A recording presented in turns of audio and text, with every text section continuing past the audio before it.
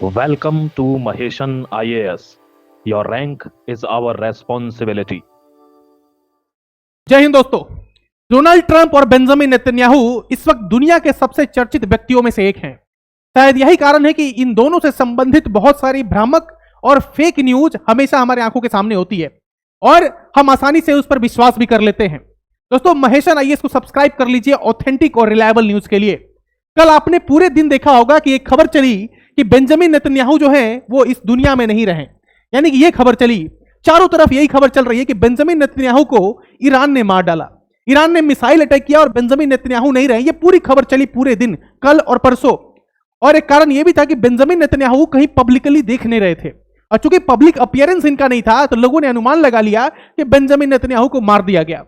लेकिन चारों तरफ ये जब खबर फैल रही थी तो हमें पता था कि ये खबर जो है पूरी तरीके से झूठ है, क्योंकि हमारे भी कुछ सोर्सेस हैं, जिन सोर्सेस को हम फॉलो करते हैं वहां से खबर ये आ रही थी कि बेंजामिन नेतन्याहू जिंदा हैं और बहुत जल्दी कैमरे के सामने आएंगे। और हुआ भी वही। जो लोग खबर फेक फैला रहे थे कि भाई एलिमिनेटेड एलिमिनेटेड एलिमिनेटेड, वो खबर शाम तक जो है झूठी निकली। बेंजामिन नेतन्याहू एक कैफे में पहुंचते हैं और वहां पे कॉफी पीते हुए एक वीडियो बनाते हैं और ये वीडियो आप देख सकते हैं। यहां पर लिखा हुआ है, Benjamin Netanyahu releases cafe video to debunk viral death rumours ये फैलाए जा रहे थे कि जो बेंजामिन नेतन्याहू हैं उनके एक वीडियो को लेकर, डिफेक्ट वीडियो को लेकर एक रूमर फैलाया जा रहा था कि ये डिफेक्ट वीडियो है, एआई वीडियो है, बेंजामिन नेतन्याहू मारा गया।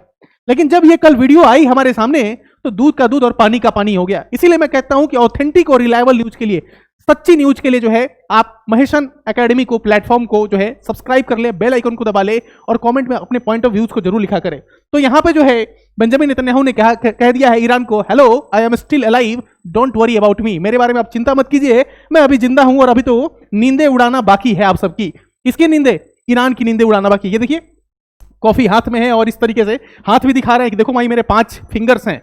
एक वीडियो दिखाई जा रही थी जिसमें कहा जाता कि बेंजामिन नेतन्याहू के 6 फिंगर्स हैं, लेकिन वो सारी खबरें क्या थी? झूठी थी, फेक थी, डीफेक वीडियो। आपको पता ही है आजकल के एआई के जमाने में, आर्टिफिशियल इंटेलिजेंस के जमाने में किसी का भी डीफेक वीडियो और फोटो बनाया जा सकता है।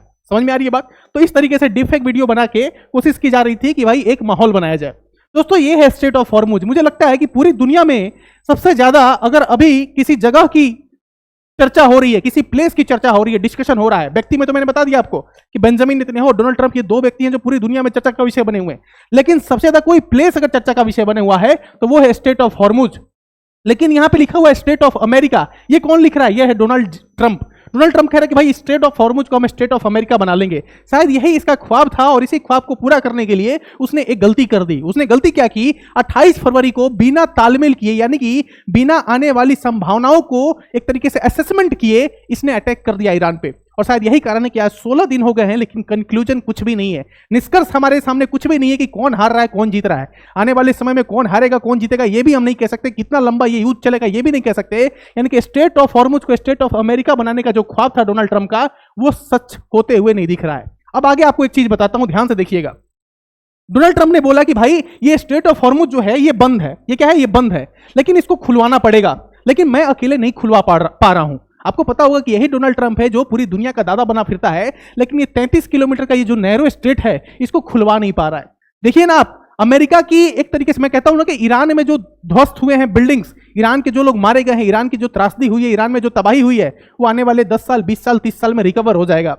लेकिन डोनाल्ड ट्रंप ने जो अमेरिका की जो एक इमेज है उसको जो खराब किया है, अमेरिका का जो एक दादा बनने वाली जो एक इमेज थी पूरी दुनिया में, उसको जो खराब किया है, वो अब रिकवर नहीं हो पाएगा। यही स्टेट ऑफ हॉर्मुज, यही वो ईरान है जिसको कब्जा करने के लिए पता नहीं डोनाल्ड ट्रंप ने क्या क्या क्या नहीं बोला। लेकिन आज ये स्टेट ऑफ हॉर्मुज को खुलवा नहीं पा रहे हैं। स्टेट ऑफ हॉर्मुज से कोई शिप क्रॉस करता है तो ईरान वाले उस पर जो है मिसाइल दाग देते हैं। और ये स्टेट ऑफ हॉर्मुज को खुलवाने के लिए क्या कहता है? पहले बोले हॉर्मुज खुलवा लेंगे, अब चीन, जापान, कोरिया से मदद मांग रहे हैं ट्रंप। अब ये दिन आ गई है कि वो जापान जिसपे अमेरिका एक टाइम में मिसाइल यानी कि न्यूक्लियर बॉम्ब से अटैक किया था हिरोशिमा नागासाकी पे, उस जापान से मदद मांगनी पड़ रही है, कोरिया से मदद मांगनी पड़ रही है। ये दिन आ गए हैं डोनाल्ड ट्रंप के। अब इसी से आप सोचिए कि क्या बौखलाहट है डोनाल्ड ट्रंप की। इसी से आप समझ लीजिए, इसी से आप अनुमान लगा लीजिए कि डोनाल्ड ट्रंप इस युद्ध में कहां तक जीत प्राप्त कर रहे हैं, कहां तक उनको जीत हासिल हो रही है। इसी से आप पता कर सकते हैं कि भाई मदद मांगी जा रही है कि भाई अकेले मेरे से नहीं हो रहा है, आ जाओ मेरी मदद कर लो। किससे मांग रहे हैं? चाइना से, फ्रांस से, जापान से, साउथ कोरिया से, यूके से, है ना, इन सबसे मदद मांग रहे हैं। अरे भाई चाइना से क्यों मदद मांग रहे हो यार? चाइना तो तुम्हारा दुश्मन है यार, चाइना तो तुम्हारा दुश्मन है। चाइना तो कह रहा है कि भाई जो युआन करेंसी है उसको हमको स्ट्रांग बनाना है, डॉलर को तो उठा के फेंक देना है। ईवान को मजबूत बनाना है। चाइना वो देश है जो तुमको नीचा करके खुद ऊपर बढ़ना चाहता है। पूरी दुनिया का इकोनॉमी में सबसे पावरफुल देश अगर कोई बनना चाहता है तो वो चाइना है, और चाइना के पास ऐसी अपार संभावनाएं हैं जिससे आने वाले समय में वो इकोनॉमी जो अमेरिका की इकोनॉमी उसको पीछे छोड़ सकता है। लेकिन चाइना से क्यों मदद मांग रहा है ये मुझे समझ में नहीं आ रहा डोनाल्ड ट्रंप। ठीक है, फ्रांस से मदद मांग रहा है, जापान, साउथ कोरिया, ये तो इसके एक तरीके से कॉलोनी है। साउथ कोरिया तो कॉलोनी है इसका। जापान एक तरीके से जापान का पूरा देखरेख अमेरिका ही करता है। तो अमेरिका जो है इन लोगों से मदद मांग रहा है, यूके से भी मदद मांग रहा है, यूनाइटेड किंगडम से, कीर स्टारमर से, कि भाई आइए आप लोग ये जो स्टेट ऑफ हॉर्मुज है ना इसको हम लोग मिलकर खुलवाएंगे। अकेले लड़ा नहीं गया आप तुमसे तो अब मदद मांगने फिर रहे हो। ये हालात हो गए हैं, 16 दिन में ही समझ में आ गई, 16 दिन में ही दांत खट्टे हो गए भाई डोनाल्ड ट्रंप के। ये तो आपको मानना पड़ेगा, क्योंकि जब आप मदद मांगने लगे दूसरे किसी से तो समझ जाइए कि आप तो कमजोर हैं। और ये कह रहा है कि भाई हमको तो तेल की दिक्कत नहीं है, आप लोगों को तेल की दिक्कत है, तो आइए साथ में लड़ते हैं। अरे साथ में लड़ते हैं क्यों? साथ में लड़ने, जब तुमने ये 28 फरवरी को जब तुमने अटैक किया तो इन सारे देशों से तुमने पूछा था क्या? जब तुमने इन सारे देशों से बिना पूछे अटैक कर दिया तो अब मदद क्यों मांग रहे हो? क्यों मदद मांग रहे हो? लड़ो ना अकेले। क्यों हालत निकल गई, सिट्टी पिट्टी गुम हो गई इनकी। तो ये जो है ये चपड़गंजो जो है इसको समझ में नहीं आया और लड़ना शुरू कर दिया, हालत खराब है इसकी। और एक और खास बात बताऊं, यूके का जो पीएम स्टारमर, कीर स्टारमर, वो बोला कि भाई हम स्टेट ऑफ हॉर्मुज में अपना वॉरशिप नहीं भेजेंगे, हम नहीं लड़ने वाले हैं इसमें। फिर खबर क्या आ रही है कि जापान एंड ऑस्ट्रेलिया से they have no plans to send ships to state of Hormuz as Trump increase pressure. Trump pressure बना रहा है कि भाई आइए आप लोग साथ में मिलकर लड़ते हैं। और ऑस्ट्रेलिया और जापान कह रहा है कि भाई अभी हमारा कोई ऐसा मंसूबा नहीं है, हम नहीं भेजने वाले हैं। यानी कि ट्रंप को अब जो है आने वाले कुछ समय में, और रुक जाइए कुछ दिन, ऐसी ऐसी चीजें जो होंगी वो आप अनुमान नहीं लगाए होंगे। ट्रंप की बौखलाहट जो है, एक बार ट्विटर जो वो ट्वीट करता है एक बार उसको पढ़ लीजिए, आपको बौखलाहट समझ में आने लगेगी। ये हकीकत है, स्टेट ऑफ हॉर्मुज जिसको स्टेट ऑफ अमेरिका बनाने का ख्वाब था डोनाल्ड ट्रंप का, वो स्टेट ऑफ अमेरिका तो नहीं बन पाया, लेकिन अमेरिका की जो एक साख थी पूरी दुनिया में वो खराब हो गई। लेकिन एक और बात बताऊंगा आपको दोस्तों, कुछ दिन पहले बोर्ड ऑफ पीस बनाया इस डोनाल्ड ट्रंप ने। देखो ना कितना बड़ा हिपोक्रेट है, इससे आप समझ सकते हैं। द बोर्ड ऑफ पीस वाले देशों से मदद नहीं मांग रहा है। Albania, Hungary, Bulgaria, Azerbaijan, Argentina, Morocco, Bahrain, Indonesia, Jordan, Kazakhstan, Pakistan, है ना। पाकिस्तान से मदद मांग लो यार, पाकिस्तान तो तुम्हारी खूब मदद करेगा, पाकिस्तान तो तुम्हारा बेटा ही है, मदद मांग लो पाकिस्तान से। पाकिस्तान वाले अभी बांग्लादेश से हार गए दोस्तों। बांग्लादेश वो टीम है क्रिकेट में जो सबसे नीचे है, उससे हार गए। जो 10वें नंबर की टीम थी बांग्लादेश, उससे पाकिस्तानी हार गए, 2-1 से सीरीज हार गए ओडीआई की। मैं तो कहता हूं इस पाकिस्तान से मदद मांग लो। ये पाकिस्तान अगर तुम्हारी मदद करने को आ गया तो मैं पक्का कहता हूं कि ईरान हार जाएगा, है ना। क्योंकि बोर्ड ऑफ पीस में तो पाकिस्तान तुम्हारा दोस्त था ना। मांगो ना इन लोगों से मदद। इन लोगों से क्यों नहीं मदद मांग रहा है भाई? मदद मांग रहा है यूके से, मदद मांग रहा है फ्रांस से, चाइना से, जापान से, साउथ कोरिया से। इन लोगों से भी मदद मांगो, the board of peace, so called board of peace. और पाकिस्तान से अगर मदद मांग लिया तब तो जीत हासिल हो ही जाएगी। अब देखो यहां से मदद नहीं मिली ना, तो डोनाल्ड ट्रंप सोचा कि भाई एक और कुछ करता हूं, कुछ नया कुछ करता हूं। इसको बेचैनी लगी रहती है कुछ नया करने की, तो कहता है कि भाई नाटो का भविष्य बदतर हो जाएगा। नॉर्थ अटलांटिक ट्रीटी ऑर्गेनाइजेशन, ये नाटो है। नाटो किस लिए बनाया गया कि भाई नाटो अगर रहेगा तो पूरी दुनिया पे बढ़िया से दादागिरी कर सकते हैं हम लोग। बहुत सारे देश हैं, आपको पता है स्पेन जो है, स्पेन देश वो नाटो का मेंबर है, लेकिन स्पेन खड़ा होकर डोनाल्ड ट्रंप का विरोध करता है। वो विरोध कर रहा है कि भाई आपने बिना पूछे, बिना किसी तैयारी के आपने कैसे ईरान पे अटैक कर दिया। It is the violation of United nation charter. United nation का जो चार्टर है उसका वायलेशन आपने किया है। स्पेन खड़े होकर यह बात कहता है, नाटो का मेंबर होते हुए भी कह रहा है कि नाटो खत्म हो जाएगा। डोनाल्ड ट्रंप क्या कह रहा है? नाटो खत्म हो जाएगा। देखो डोनाल्ड ट्रंप का ये आखिरी टर्म है। आपको पता है कि प्रेसिडेंट जो होते हैं यूनाइटेड स्टेट्स में वो 2 ही बार बन सकते हैं, एक बार तो वो बन चुका था, ये दूसरा टर्म है। इसने सोचा कि कुछ जो है तूफानी करते हैं, और तूफानी करने के लिए इसने कुछ ऐसा कर लिया जो अब इसे समेटा नहीं जा रहा है। समझ में आ रही बात? तो इसने तो रायता फैला दिया, लेकिन अब समेटने में इसकी हालत खराब हो रही है। तो कह रहा है कि नाटो अब बदतर हो जाएगा भाई। ईरान जंग के बीच ट्रंप ने दी यूरोपीय देशों की चेतावनी कि भाई जल्दी से आ जाओ मेरी मदद करने के लिए, तो नाटो खत्म हो जाएगा। समझ में आ रही है बात आपको? आगे देख लीजिए। Trump wants NATO a very bad future if allies don't help to reopen Hormuz. Hormuz को अगर रीओपन नहीं करोगे तो जानते हो क्या होगा? आज जो $100 प्रति बैरल है ना क्रूड ऑयल के प्राइसेस, 150 होंगे और 200 भी हो जाएंगे। और यही चाहता है ईरान। जिस दिन $200 प्रति बैरल हो गया ना, उस दिन पूरी दुनिया की इकोनॉमी जो है क्रैश हो जाएगी। ये वही स्थिति हो जाएगी 2008 में हुआ था। ग्लोबल फाइनेंशियल क्राइसिस हो जाएगा। समझ में आ रही बात? और ग्लोबल फाइनेंशियल क्राइसिस होगा तो इससे एक देश नहीं पूरी दुनिया तबाह हो जाएगी। ये बात आप ध्यान में रख लीजिएगा। और देखो डोनाल्ड ट्रंप ने इसने पूरी दुनिया को एक तरीके से बर्बाद करके रख दिया है। आज नाटो से मदद मांग रहा है। समझ में आ रही बात? इसने हाथ जोड़ के बोला ना कि भारत वालों रसिया से तेल खरीद लो। एकदम हालत खराब थी 6 महीने 1 साल से हम भारत के ऊपर sanction sanction sanction, tariff tariff tariff. क्यों? तुम रसिया से तेल खरीद रहे हो। अब क्या कह रहा है कि भाई साहब आप रसिया से तेल खरीद लीजिए, नहीं तो तेल के प्राइसेस बढ़ जाएंगे, बैलेंस करना पड़ेगा आपको। ये तो हालात हैं इसके। कौन कहता है भाई ये विश्व गुरु है, सुपर पावर है? मैं तो नहीं मानता। आज मैं कह रहा हूं, आज के इस डेट में 16 मार्च को मैं ये कह सकता हूं कि America is not a super power. क्योंकि अमेरिका अगर सुपर पावर रहता तो उसको 16 दिन नहीं लगते ईरान में तख्ता पलट करने के लिए, 16 दिन नहीं लगते। समझ में आ रही है बात आपको? और जब तक तख्ता पलट तब तक नहीं होगा जब तक आप अमेरिका में ईरान में घुसेंगे नहीं, और ईरान में घुसेगा नहीं अमेरिका। क्योंकि अगर ईरान में घुस गया ना, अपने ट्रूप्स को भेज दिया, सैनिकों को भेज दिया, तो वही हालत हो जाएंगे जो अफगानिस्तान में हुए थे, वही हालत हो जाएंगे जो वियतनाम में हुए थे। इस बात को भी आप ध्यान में रख लीजिएगा, आने वाले समय में आपको देखने को मिलेगा। ये व्यक्ति जो दिन भर आके टीवी पे के सामने खड़ा होकर दिन भर अपना गुणगान करता है कि अमेरिका ने ये कर दिया, वो कर दिया, फलाना कर दिया, ढिमकाना कर दिया। Iran's leadership is no better shape, desperate and hiding. They have gone underground. That's what rats do. कह रहा है कि ये ईरान के जो नेता है ना, वो चूहे हैं। चूहे हैं मतलब चूहा कहां रहता है? बिल में रहता है ना। तो कह रहा है कि भाई ईरान का जितना भी नेता है वो चूहा है, वो बिल में रहता है। ये क्या कह रहा है कि mister Hegseth, our leaders have been among the people but your leaders on Epstein island. मजाक उड़ा रहे हैं भाई, मजाक उड़ा रहे हैं। कह रहे कि भाई मेरे नेता जो हैं, ईरान के जो नेता हैं, वो तो रोड पे हैं, वो तो रोड पे हैं, लेकिन आपके नेता जो हैं वो एप्स्टीन आइलैंड पे जरूर हैं। यही एप्स्टीन आइलैंड है जहां पे डोनाल्ड ट्रंप जाकर 13 साल की बच्ची का रेप किया था। ये मैं नहीं कह रहा हूं, एप्स्टीन फाइल से सामने आने वाली ये खबर है। एप्स्टीन फाइल में लिखा हुआ ये कि 13 साल की बच्ची का बलात्कार किया डोनाल्ड ट्रंप ने। तो ये कह रहे हैं अली लारजानी, जो कि सिक्योरिटी एडवाइजर हैं ईरान के, सुरक्षा सलाहकार माने जाते हैं, सबसे बड़े सुरक्षा देखने वाले व्यक्ति हैं ये अली लारजानी। ये कहते हैं कि भाई हम तो रोड पे हैं, हम तो अपने लोगों के बीच में हैं, लेकिन आपके जो नेता है ना वो एप्स्टीन आइलैंड पे हैं, तो जरा उनके बारे में पता कीजिए। ठीक है, तो एक तरीके से ना देखो ना, भड़काना क्या होता है ये ईरान वाले बढ़िया से जानते हैं। और देखो 16 दिन हो गए हैं, day 16 the cost of war. 16 दिन हो गए हैं, लेकिन इस वॉर का क्या कॉस्ट है ना, आप सोच नहीं सकते दोस्तों। हजारों करोड़ रुपए बर्बाद हो गए, हजारों लोग मारे गए, लेकिन कंक्लूजन कुछ भी नहीं है आज के दिन में भी। 16वें दिन में अगर मैं आपसे पूछूं, अगर आप में से कोई भी अगर समझदार व्यक्ति है तो बता दीजिए कि क्या निष्कर्ष निकला है इस वॉर का। 16 दिन में आप क्या समझे हैं कि क्या निष्कर्ष निकला है इस वॉर का? 16 दिन में कोई निष्कर्ष नहीं है। 16 दिन में यही निष्कर्ष है कि हजारों लोग मारे गए हैं, हजारों करोड़ रुपए खर्च हो गए हैं, पूरे देश में, पूरी दुनिया के जितने भी देश हैं वहां पे त्राहिमाम है। भारत में भी त्राहिमाम है, चाहे एलपीजी गैस सिलेंडर के लिए हो, क्रूड ऑयल प्राइसेस के लिए हो, या फिर बाकी सारी चीजों को लेकर हो, तो हर जगह त्राहिमाम। यही निष्कर्ष है और कोई निष्कर्ष नहीं। ईरान का कुछ नहीं बिगड़ा अभी तक। नहीं बिगड़ा मतलब क्या? लॉस तो दोनों तरफ है, ईरान में भी लॉस है, वहां के भी लोग मारे गए, विध्वंस हुआ, बिल्डिंग्स गिरी, सब कुछ हुआ, लेकिन अंजाम क्या निकला? फाइनल कंक्लूजन क्या है? That is 0।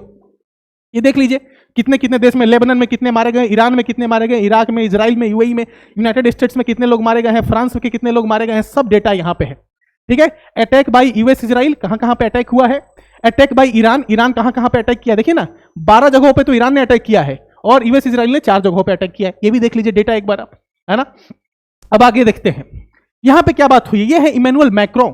इमैनुअल मैक्रों राष्ट्रपति हैं फ्रांस के, राष्ट्रपति हैं फ्रांस के, बहुत बड़े व्यक्ति हैं। फ्रांस एक बहुत बड़ा देश भी है। कह रहे हैं कि मैंने ईरानी राष्ट्रपति मसूद पेस्किसिया से बात की, मैंने उनसे अपील की है कि वो ईरान की तरफ से प्रत्यक्ष और परोक्ष रूप से लेबनान, इराक सहित क्षेत्र के देशों पर किए जा रहे अस्वीकार्य हमलों को तुरंत रोके, अस्वीकार हमलों के लिए तुरंत रोके। अब देखो ये एक लाइन लिखी है, इन्होंने ट्वीट किया है इमैनुअल मैक्रों ने लंबा सारा, और बोला कि मैंने मसूद से बात की है, राष्ट्रपति जो है ईरान से, और मैंने उनको एक सख्त हिदायत दी है कि भाई आप जो ईरान और लेबनान और इराक पे जो आप अटैक कर रहे हैं वो ना करें। लेकिन मैं इनसे पूछना चाहता हूं, यूनाइटेड नेशन का अगर आप चार्टर पढ़े हैं, आर्टिकल 2 यानी कि अनुच्छेद 2 सब क्लॉज 4, आर्टिकल 2 का क्लॉज 4 पढ़ लीजिए, क्या लिखा है। Article 2 clause 4 provides that all members shall refrain in their international relation from the threat or use of force against the territorial integrity or political independence of any state or in any other manner inconsistent with the purpose of the united nation. अगर united nation का अगर आप ये charter पढ़ेंगे, that means that the Iran has the right to defend itself.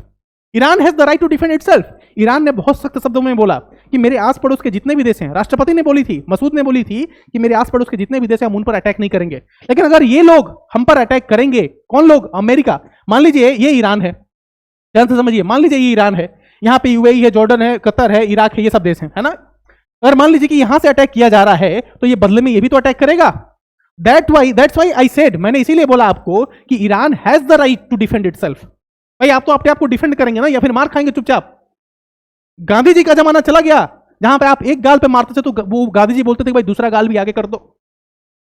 क्योंकि Gandhi ji believe करते थे किसमें? एक्सट्रीम नॉन वायलेंस, अहिंसा के पुजारी थे गांधी जी। गांधी जी के दो हथियार थे। गांधी जी कहते थे ट्रुथ, सत्य, और नॉन वायलेंस और अहिंसा, इसके थ्रू आप दुनिया के किसी भी युद्ध को जीत सकते हैं। लेकिन आज के समय में यह वास्तविकता नहीं है। अगर आप अपने आप को डिफेंड नहीं करेंगे तो दूसरा देश आएगा, आपको कॉलोनी बनाएगा। जिस तरीके से अंग्रेजों ने हमको कॉलोनी बनाया, उसी तरीके से अमेरिका आज ईरान को अपना कॉलोनी बनाएगा। मैं ऐसा क्यों कह रहा हूं आपको बता देता हूं, ध्यान से समझ लीजिए। इस व्यक्ति को ध्यान देखिए, कह रहा है कि ईरान से exiled crown prince, I am ready to lead Iran the day the regime falls. ये वही वो व्यक्ति, इस चेहरे को ध्यान से देखिए, इसी व्यक्ति को अमेरिका, एक तरीके से मैं कहूं तो अमेरिका जो है ईरान का तख्त देना चाहता है, ईरान का शहंशाह बनाना चाहता है इस व्यक्ति को। ये ईरान का क्या है? ये ईरान का प्रिंस है। ये बहुत समय प्रिंस हुआ करता था, क्योंकि ईरान में पहले मोनार्की थी, वहां पे राजतंत्र था, और राजतंत्र में ये शासन करते थे उस समय। लेकिन इनको भगाया गया, और इनको भगा के वहां पे थियोक्रेसी आई। समझ में आ रही है बात आपको? तो ये कह रहा है कि मैं तो रेडी हूं। अमेरिका जैसे ही खेमनेई को मारेगा, जैसे ही अमेरिका जो है ईरान के जितने भी रेजीम है उसको हटाएगा, मैं रेडी हूं जाके ईरान की सत्ता को संभालने के लिए। समझ में आ रही है बात? तो ये जो है, ये यूएसए का, अमेरिका का पपेट, यानी कि दलाल, यानी कि कठपुतली बनने के लिए तैयार है, और बोल रहा है कि मैं ईरान को चलाने के लिए तैयार हूं। I am ready to lead Iran, I am ready to lead Iran. समझ में आ रही है? तो सारी लड़ाई जो है क्या है? सारी लड़ाई है कि भाई ईरान में कोई पपेट बैठा दिया जाए जो हमारे इशारों पे नाचे। समझ में आ गई? आगे देखते जाइए। ये देखो, अली लारजानी एक और बात बोले हैं, बहुत महत्वपूर्ण बात है। ये कह रहे हैं कि जैसे 26/11 का हमला हुआ था ना, 26/11, उसी तरह का कोई हमला होगा अमेरिका पे, और उसका इल्जाम लगा दिया जाएगा ईरान पे। यानी कि अमेरिका में कोई भी अगर अभी हमला हो गया ना, यूनाइटेड स्टेट्स ऑफ अमेरिका में कोई भी हमला हो गया, तो उसका सारा इल्जाम किस पे लगेगा? ईरान पे। अगर मान लीजिए डोनाल्ड ट्रंप मारा गया, किस पे इल्जाम लगेगा? ईरान पे। अगर मान लो नेतन्याहू मारा गया, किस पे इल्जाम लगेगा? ईरान पे। तो ये एक नया इन्होंने बोला है कि इस तरह के मंसूबे, इस तरह के हथकंडे अपनाए जा रहे हैं अमेरिका की तरफ से या फिर इजराइल की तरफ से ईरान को तबाह करने के लिए। तो अली लारजानी ने इसको पहले ही प्रेडिक्ट कर दी है, भविष्यवाणी कर दी है। आपको एक और बात बताऊं, बहुत सारे लोगों ने बोला कि सर तेल के दाम नहीं बढ़ेंगे। बिल्कुल बढ़ेंगे, लाइन पढ़ लीजिए, द इकोनॉमिस्ट का है, ये बहुत ही रिलायबल पोर्टल है वर्ल्ड लेवल पे, भारत के लेवल पर नहीं, वर्ल्ड लेवल पे। क्या कह रहा है कि if the strait of Hormuz remains closed just until the end of the month, some analyst reckon crude could surge $150 to $200, $150 to $200। अभी कितना है? 100 से 110 के आसपास है। अभी ये पहुंचेगा कितना? ये पहुंचेगा 150 और फिर 200, अगर कुछ दिन और ये युद्ध चला तो। और इससे क्या हो सकता है? That could lead to a global recession, global recession हो सकता है। समझ में आ रही है? तो दो तीन चीजें होती है, एक तो रिसेशन होता है, एक इन्फ्लेशन होता है, एक स्टैगफ्लेशन होता है। अलग अलग टर्म है, इसको मैं किसी वीडियो में आपको एक्सप्लेन कर दूंगा कि रिसेशन का मतलब क्या होता है, डिप्रेशन का मतलब क्या होता है, स्टैगफ्लेशन का मतलब क्या होता है। अलग अलग टर्म्स के अलग अलग मीनिंग है, ठीक है। अब देखिए, भारत के लिए तो खुशखबरी है, 2 शिप हमारे आ रहे हैं, 2 शिप आ रहे हैं ना। तो 2 शिप्स के लिए फारस की खाड़ी में इंडियन नेवी तैनात हो गई है, और भारत आ रहे हैं, जितने भी टैंकर्स हैं उनकी सुरक्षा कर दी जाएगी इंडियन नेवी की तरफ से। दूसरी बात ये है ईरान के एम्बेसडर जो कि भारत में है, ठीक है। इन्होंने एक बात बहुत अच्छी कही है, इन्होंने बोला कि we have roads named after Gandhi. Iran में जो रोड है ना, ईरान में जो रोड है वो गांधी के नाम पे है। ईरान में एक हॉस्पिटल है, वो किसके नाम पे है? गांधी हॉस्पिटल नाम है उसका, गांधी हॉस्पिटल। हालांकि इस हॉस्पिटल को अमेरिका ने भी उड़ा दिया है, वहां पे बहुत सारे लोग मारे भी गए हैं, बच्चे भी मारे गए हैं। तो गांधी हॉस्पिटल है, गांधी के नाम पे रोड है। यानी कि ये कहना चाहते हैं कि भारत और ईरान के संबंध आज से नहीं है, बहुत पहले से है। और शायद यही कारण है कि ईरान के संबंध भारत से बहुत अच्छा था। शायद यही कारण है कि इन्होंने 2 शिप्स जो अभी आ रहे हैं हमारे, जिसके ऊपर एलपीजी गैस है, वो इन्होंने वहां से निकलने के, स्ट्रेट ऑफ हॉर्मुज से निकलने के लिए परमिशन दे दिया। शायद यही कारण है। समझ में आ गई बात आपको? अब देख लीजिए, आने वाले समय में इलेक्शन, आप सोच रहे हैं कि भाई सर तेल के दाम बढ़ेंगे, गैस के दाम बढ़ेंगे। नहीं, गैस के दाम इसीलिए बढ़ रहे हैं क्योंकि कालाबाजारी हो रही है। गैस का दाम जो ऑफिशियल रेट है, जो सरकारी रेट है, वो अभी भी उतना ही है, उसमें कोई बढ़ोतरी नहीं हुई। 60-70 रुपए की बढ़ोतरी हुई थी, ज्यादा बढ़ोतरी नहीं है। लेकिन अगर ब्लैक में खरीदने जा रहे हैं तो बढ़ोतरी देखने को मिल रही है, बहुत ज्यादा प्राइसेस उसको लिए जा रहे हैं। अभी आने वाले कुछ समय में तेल और गैस के दाम नहीं बढ़ेंगे। सर ऐसा क्यों? क्योंकि चुनाव की तारीख की घोषणा हो गई है भारत में। इलेक्शन कमीशन ने घोषणा कर दी है चुनाव की तारीख। कहां पे? आसाम में, तमिलनाडु में, वेस्ट बंगाल में, केरलम में और पुडुचेरी में। सर केरलम, हाँ, केरला का नाम बदल चुका है, अब उसका नाम हो गया है केरलम। अब इन तारीख को जो है इलेक्शन होगा, और हर एक इलेक्शन का रिजल्ट किस तारीख को आने वाला है? 4 मई, 4 मई, ठीक है, 4 मई, ठीक है, डेट ऑफ काउंटिंग 4 मई, 4 मई, 4 मई, 4 मई, 4 मई को सारे जगह के रिजल्ट भी आ जाएंगे। आपसे एक सवाल है, कौन कौन से स्टेट में? आसाम में किसकी सरकार बनेगी? क्या हेमंता बिश्वा शर्मा फिर से बीजेपी की सरकार ले आ पाएंगे आसाम में? तमिलनाडु में, वेस्ट बंगाल में टीएमसी है तो वहां पे बनेगी। केरला में, पुडुचेरी में किसकी कौन सी सरकार बनाएगी, कौन सी पार्टी आएगी सरकार, कौन होंगे मुख्यमंत्री? कमेंट में जरूर बताइएगा कौन सी पार्टी जो है क्लीन स्वीप कर देगी इन सारे स्टेट्स में, कांग्रेस का या फिर बीजेपी का, किसका क्लीन स्वीप होगा? कमेंट में जरूर बताइएगा, अपने विचार को जरूर लिखा कीजिए। और आपको जीवन में कभी भी ऐसा लगे कि आप किसी काम के नहीं हैं, तो एक बार इस संस्था के बारे में विचार कर लीजिएगा, क्योंकि इससे बड़ा यूजलेस ऑर्गेनाइजेशन पूरी दुनिया में नहीं होगा। कभी भी आपको जीवन में निराशा हो तो एक बार यूनाइटेड नेशन के बारे में सोच लीजिएगा कि पूरी दुनिया जब तबाह हो रही थी उस समय ये जो संस्था था वो टीवी पे बैठ के न्यूज देख रहा होता था। ठीक है, thank you so much for watching this video. अपने विचार को जरूर लिखिए कमेंट में। मिलते हैं किसी और नए एक वीडियो में। जय हिंद, जय भारत दोस्तों, थैंक यू।